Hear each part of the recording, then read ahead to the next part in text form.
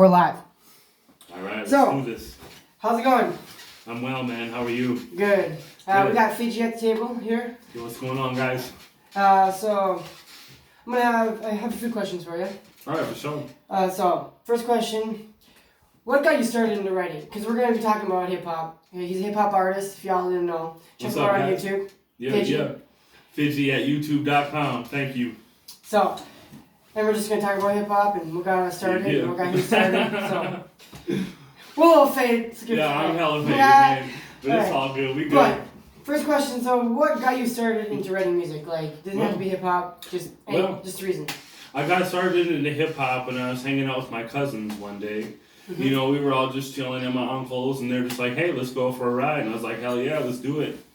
You know, so we're driving around in the car and they play a song by Tupac. Mm-hmm. It's called How Do You Want It? Like, that's my shit, man. I was fucking banging that shit. I straight up called myself Tupac too. I started calling you. Yeah, my cousins, they were laughing at me and shit, man. It was funny. But, yeah, man, for real. But I fell in love with hip hop after that, and I just knew that deep down I always wanted to do that. Mm-hmm. You know what I'm saying? For real. So what age do you think that was? Do you remember? I was about seven or 8. So when was the first time you ever wrote your first song then? Well, I wrote my first song when I was about 14. It's called Going Down to Chinatown. You know, so it was just the regular shit, you know, slanging drugs, running away, you know. Yeah. Chinese people trying to kill me. I mean, we in Chinatown, you know what I'm saying? So, But, yeah, man, it's just like I wrote that, and it was basically about bars, and like the hook was very... It was just childish, you know. It was just young, like going down to Chinatown. Like your first song, pretty much. You know, straight up, man. And I was just like, you know what, I ain't about that shit. So I scrapped it, you know, and I just put in work after that, just writing bars. I have a little rhyme book I have at home that, you know, I've written every single bar in that book. Oh, dang, really? Yeah, dude, straight up. Every written bar that I've recorded and just not recorded in general. I call it my rhyme book, and that's like my prized possession, so. Oh, shit, yeah. Yeah, dude, it's tight. My rhyme books are pretty prized possessions. I got a lot of them in my closet up here. Yeah, man. But, so who was your favorite artist back then, and who might be your favorite artist now? My favorite artist... Like, obviously, when it comes to me, mine's changed throughout the decades and years. I mean, how about you? Yeah, because what really got me into hip-hop was Eminem. So my favorite artist back then was Eminem because I watched the 8 Mile shit. I had the soundtrack. I'd wear the Scullies and, like, rap in my mirror, like, yo, man, Tom is ready, blah, blah, blah. You know what I'm saying? Like, shit like that. Yeah, and then who I really like right now is R.A. the Rugged Man. Yeah, he is actually dope. Yeah, you have been showing me a few songs and actually, yeah, for sure, man. But I've been checking out his lyrics a lot lately, and he's the most advanced lyricist I've ever heard. You know, straight up. And you can actually understand what he says and when he raps fast. And for real. And that's what I like. That's what I like about Techie 9 too. Like. Yeah, man. He was born and raised in New York too, so. Oh shit! I didn't know that. Yeah, man, for sure. Like he went through like all the stages of New York. You know, when it was like the '70s party rap to the '80s like Run DMC shit like that to the '90s where if it ain't lyrics, man, it ain't nothing. Yeah. You know what I'm saying? Like, it wasn't about the beat; it was about what you're saying. Yeah, dude, and already he was like all that shit, man. Like for real, he's one of the best lyricists I've ever heard. Him and Talib Kweli.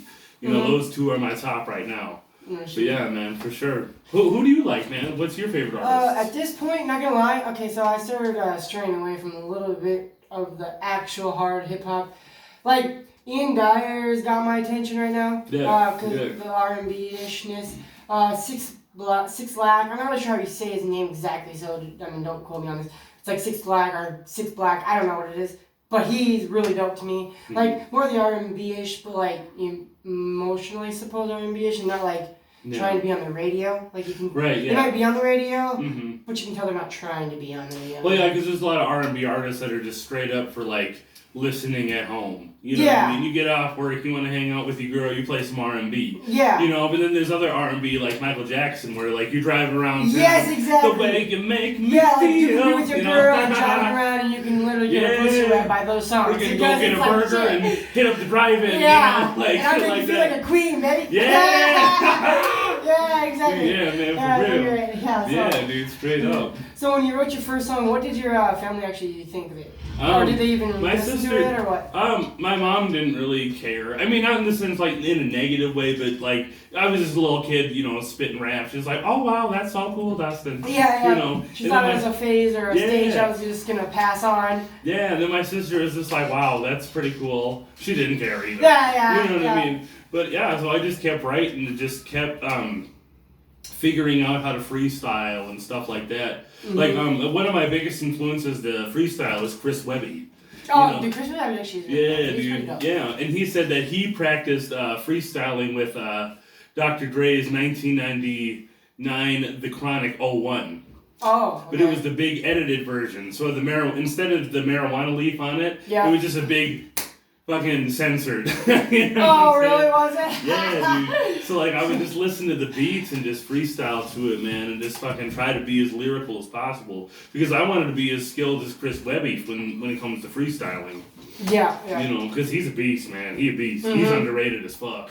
Yeah, Chris Webby is pretty underrated. I think it's because of his weird voice, Yeah. It's like, but I like it. I like because it's weird. I like his But style. a lot of people don't like weird. I like weird. No, straight up. So what does your family actually listen to your songs now? If you drop a song tomorrow, do you think they listen? Or is it the exact same? I mean, not in the sense like they don't care, but it's just like they don't really know because I haven't really done anything yet. You know what I mean? I'm still putting in work. I'm still trying to make a name for myself. I'm still trying to just grow as an artist.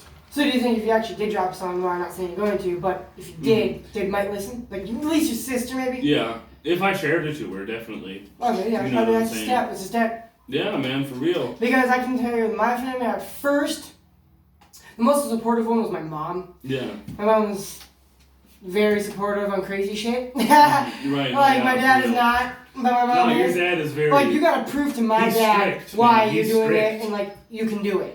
See, at this point right now, if you're talking about nowadays, present day, my dad has 100% support of me. No, straight up. But back when I was 15 to, 20, he just thought it was a phase that was gonna go, probably your parents did too, or a parent. Yeah. But yeah, after a while, my mom was supportive on the go. She was like, "Fuck you want to do something weird? Fuck yeah, let's do it. Yeah, use the computer. Fucking do it." Mom, I want to play the xylophone. Yeah, you know what I mean? Shit like that. Fuck yeah, let's do it. Whatever. Hey, yo, I got that tuba, cuz. We ain't paying rent this month. No, I'm just kidding. We ain't paying rent this month. We're gonna give it to you on your music. We don't give a shit. That's what my mom goes. Yeah. I love her for that reason because she got a mindset of fuck it, let's do it. Right, dude, for real. And then my dad was like, man, you probably should do something better for your future. He always wanted to think about your future. My mom's always like, let's get fucking shit. Let's have fucking fun now. Yeah. Now, don't think about the future. Have fun now. So I had the best of both worlds in a sense. Think about your future, be an adult, and have fun, and just think about the part now. Right, yeah. So I was like, I had both worlds, and at first, my mom was the only one who really expected or supported me. My sister supported me because the first song I ever wrote was technically with my sister. I wrote a song, a little remix with a country song by Shania Twain. Can't remember what it's called, I also mixed it with that "There Ain't No Fleas on Me," that commercial when we were kids. Yeah, I took that and that harmony and I put it into a country song in a way. And I was playing the drums and my sister would sing it. Yeah, dude. So that was the first song I ever wrote and I was 11 years old. You guys were just chilling and harmonizing. Yeah, literally. Yeah. I didn't notice it really until I thought about it. That was the first time I ever wrote a song. That's the first time I ever really was oh shit. Okay. The first time I was those drums that you can buy when you at Walmart, those $15, $20 fake ass plastic drum sets. I'd buy them. And the special used for Rock Band, Yeah, no, not even that. The mini the Rock games Band and shit. ones are even better. Yeah. The ones I would be getting were literally for 2-year-old kids who could barely hit. Because I break them. No, dude. For how hard yeah, man. I break them, but yeah, that's the first time we'd be in my garage, my dad's garage. I'd be drumming and she'd be singing in that hollow type microphone. Yeah. You'd buy at Walmart, cheap or a dollar store, that cheap ass. auto-tune-ish. Like a practice phone, yeah. Like an auto-tune microphone. Yeah. Mm-hmm. Yeah, she'd be singing in that, and we just jamming out. It was fucking fun. And my first idol, I think, would be Corey Taylor from Slipknot and Joey Jorgensen from Slipknot, the drummer. Okay, cool. Those were 2 idols. Yeah, for sure, man. My first ever 2 idols. Not gonna lie, probably. Yeah. I'm pretty sure, yeah, because I don't remember any other idol that I popped. Then after a while, it started being Nirvana, and then Kurt Cobain became an idol for me. Mm-hmm. And then after a while, I grew up more, and I heard Tech Nine. And then Tech Nine, I heard the KOD album, and after I heard that, he became a huge idol for me. Oh, dude, yeah. And then after a while, and before that, I think Tech Nine was more of an idol for me before Eminem was. Not gonna lie. For real. Because then after that, I started understanding hip hop. I started getting into it. Because at first, I was never really into hip hop. I never really listened to any hip hop. My brother would play hip hop most of the time, but like Eminem and shit, for sure. Like Purple Pills and shit, like D12 pretty much. D12, not really Eminem, just D12, which is Eminem, but D12 you gotta give me credit because I love D12. But he pretty much played D12 and like my band, Purple Pills, etc. And so I really never. It never caught my attention like Nirvana did or like Slipknot did. Right. So I felt like I was not much of a hip hop head at that point. I was more of just I loved the feeling that somebody can give to you by saying words on a beat. Right. No, for real. That's what I loved. It's crazy. It wasn't really a genre. It was just that feeling. Yeah, man. And then after a while, my bad, the door just slammed because of the wind and the door. Yeah, it's all good. My bad. But after a while, I just started liking hip hop because I think it was the easiest thing to make. Yeah, for because sure. not gonna lie, getting a band together and then getting into a studio time, that's one heck of a process. Well, and plus, like, just to be real, I couldn't afford a guitar. I couldn't afford a drum set, or you know what I mean. Like, I didn't have a choice. I just had to use my vocals or listen to the radio. You know what I mean? Like, for real. Exactly. Even if you did have a guitar and a drum set, you still need people to play them. Right. And if you don't know people that are good enough on your level of talent. Well, thank you. I appreciate that.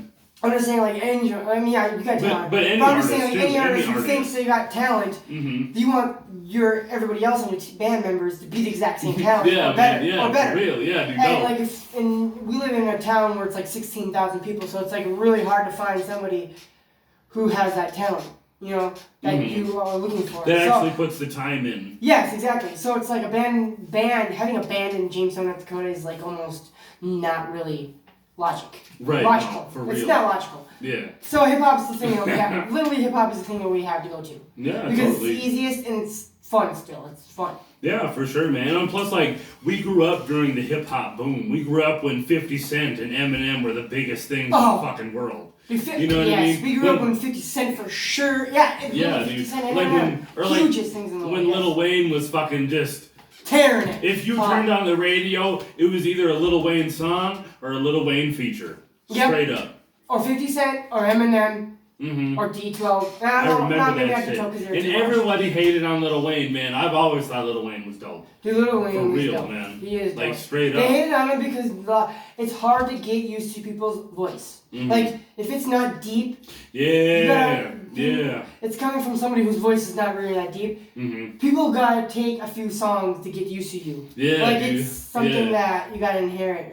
No, for real. That's how I feel about Boosie Badass. How I felt about Boosie Badass. Excuse me. You know what I'm saying? But straight up, I used to think his voice was annoying. But now that I'm older and I've been through things, I've experienced life. I've experienced pain and suffering. Yeah. Like, his music is so beautiful. Dude, Boosie Badass, when the first time I heard him, I fell in love with him. Yeah, dude, I fell in love with his fucking Instagram shit. He's so savage. Yeah, dude, for real. Oh my god, he's crazy. You sent me a video Instagram one time. is nuts. You sent me a video one time with him talking about smoking in front of his kids. Yeah. That's great. Don't you see me? Like, yeah. That's just hard. Love Boosie. Yeah, dude. Let's love the Boosie, man. But yeah, well, we're gonna end it there. But yeah, for sure, man. Good talking. And yeah, man. Straight up, man. It's good seeing you. Signing out. Signing out. Yo, peace.